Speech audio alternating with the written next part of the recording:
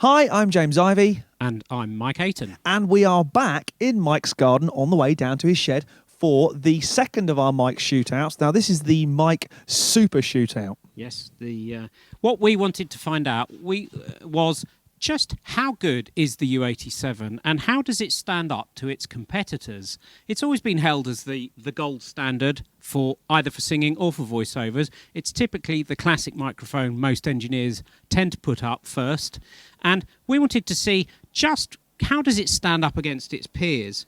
The guys at KMR Audio are kindly supporting us on this Super Mic shootout by lending us the following fantastic microphones. And if you want to slow this down so you actually see the pictures a little bit longer, I would do.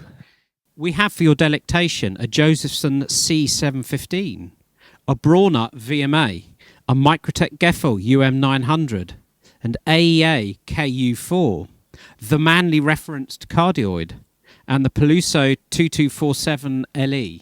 And we're going to put a Sontronics Aria in the mix as well and see what happens there. I think you'll agree these are some of those money can only just about buy them microphones. I have to say I'm very excited about trying this. This is the sort of thing people talk about endlessly on forums. Which do they think sounds better? Now, you're lucky. We're going to have this for you. We've got two professional voice artists coming. We've got Posey Brewer and Andrew Bicknell coming to be able to demonstrate these for you today. And you will be able to listen and make your mind up. What do you prefer? I think this is, literally, the flight cases have arrived. It's been like two schoolboys at playtime around all this gear. What do we work it out at? Something like 25,000 quid's worth of mics. It's going to be great fun. Hopefully, I'm looking forward to the results as much as I am the process. I think what we're going to be aiming for is to see, does 4,000 quid actually make a better microphone? I can't wait to find out. Let's go inside and have a listen. Okay, that's Pippa, the studio dog. He's a miniature schnauzer. But anyway, just around to show you around the studio to let you know how we're doing the test. For my control service, I'm using a Slate Raven, which is a touchscreen controller for Pro Tools. And this is my Focusrite ISA1. And we're being clocked to video just because I run my studio from my Rosendahl. Everything's locked to video in here. And for an audio interface down here, I'm using my Avid Omni.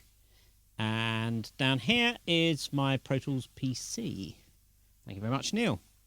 So let's have a little look into the booth now, and we'll have a quick view in there. So here we go. My booth has about, I think, 35 dBs of isolation from the control room.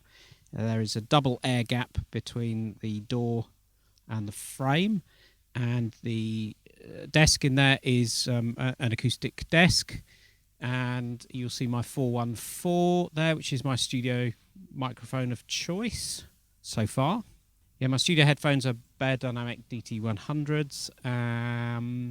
That's about all there is to say of note in there, but it's very, very quiet in there and completely acoustically dead. Okay, so our first microphone is our kind of gold reference standard, which is the first microphone most engineers tend to put up for any vocal recording, which is the Neumann U87. It almost needs no introduction. It's a very low noise, relatively uncoloured microphone with a slight presence peak. I can't think of anything more to say about it. So this is a Josephson C715 multi-pattern condenser mic. It's got a very unusual grill, which I'm led to believe allows or reduces the chance for sounds inside the microphone housing to actually resonate and interfere with what arrives at the capsule. It's pretty predominantly used as a vocal mic. Okay, so this is the AEA KU4, which is a unidirectional ribbon mic. So just to give you an idea of its size and scale, here's my hand in comparison. This is a big, heavy microphone. It's got two massive, great big magnets, which the ribbon foil is suspended in between. Now, I believe that it's a revival of an old-fashioned RCA microphone. I can't remember the name of it. Sorry, excuse me. Which was originally designed for some Hollywood movie studios. This it's got it doesn't have a very large proximity effect, and it has a supercardioid pattern for excellent rear ejection. Now, the ribbon material is actually old stock RCA ribbon, so it's very similar to the original, and it has custom transformer and it has neodymium magnets. I have to say, to pick it up, it feels almost like a power tool in your hands. It really is substantial and an object of beauty. I really look forward to hearing how this sounds.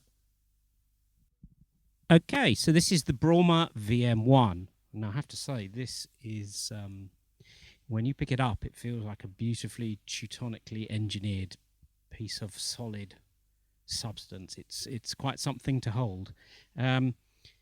It's actually it's a tube condenser mic, and it's got within its electronics the ability to have two distinctive styles, style 1, style 2. Where style 1, I can't remember which is which, I'll look it up before we do our recording, but one has slightly more colour than the other, and the other's a little bit more ultra clean. And I believe, as with all Brawner microphones, it has a very extended frequency response at the top end. So look out for some super detail up there in the highs. Okay, so this is a Sontronics Aria, which is a valve mic. It's a fixed cardioid, and I have to say, a little bird tells me this is rumoured to have possibly been the microphone on an Oscar-winning soundtrack song. I shall say no more. I'm very excited about this. I have actually heard this once before, and I was very impressed with it indeed. So we'll be turning it on and letting its valves warm up shortly. Okay, this is the Manley reference cardioid microphone, which is identical to the Gold reference, but it has a fixed cardioid-only capsule with I think it's a slightly thicker gauge gold sputtered diaphragm. That's hard to say after a couple of beers. I believe, as far as I remember, the idea behind this microphone is to recall the sort of beloved U47 tube sort of valve sound when they were new. So it's actually used for a lot of instruments, actually, as well as for voiceovers. And this is a microphone that has, I believe, a lot of what people refer to as air with its recording, and has a very good upper frequency content. So look out for that when we record with it.